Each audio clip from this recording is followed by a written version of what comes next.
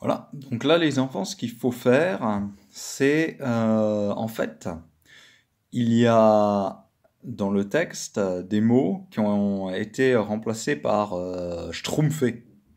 Hein.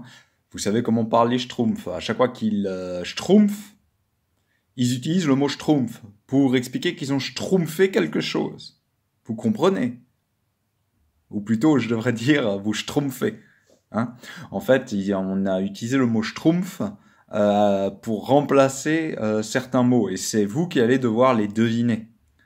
Donc, Pépé Alphonse, pauvre vieux, depuis qu'il a perdu ses frères dans un naufrage, quand il était gamin, il paraît qu'il est un peu schtroumpfé. Alors, quel était ce premier mot qu'il fallait retrouver? Dérangé. Hein. Dérangé. Alors, ça n'existe pas les turbulons demanda Théo à la fois soulagé et schtroumpfé. Est-ce que vous vous souvenez de ce qu'il fallait trouver? Déçu.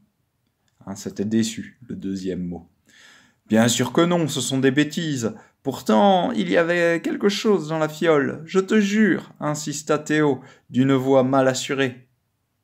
Son père schtroumpfa les épaules. Schtroumpfa. Est-ce que vous vous souvenez du mot? Haussa. Hein, il haussa les épaules. Bien, donc on est au troisième, c'est bien. Dans un demi-sourire, il dit « Bon, si tu y schtroumpfes tellement, nous irons la schtroumpfer demain, ta fameuse fiole. » Alors là, il y a deux schtroumpfs. Hein. Donc, bon, si tu y tiens tellement, premier mot, nous irons la déterrer, deuxième mot, demain, ta fameuse fiole. Enfin, où est-ce qu'on en est donc après tout, moi aussi j'aimerais bien savoir la schtroumpf qu'il a, ce turbulon vert. Donc la tête, hein. C'était, après tout, moi aussi j'aimerais bien savoir la tête qu'il a, ce turbulon vert. Et enfin, pour finir, on arrive au dernier mot, hein.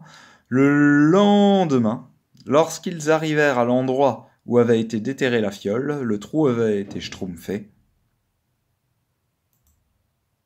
Donc débouché, hein, le trou avait été débouché. Et donc voilà, là vous avez tous les mots.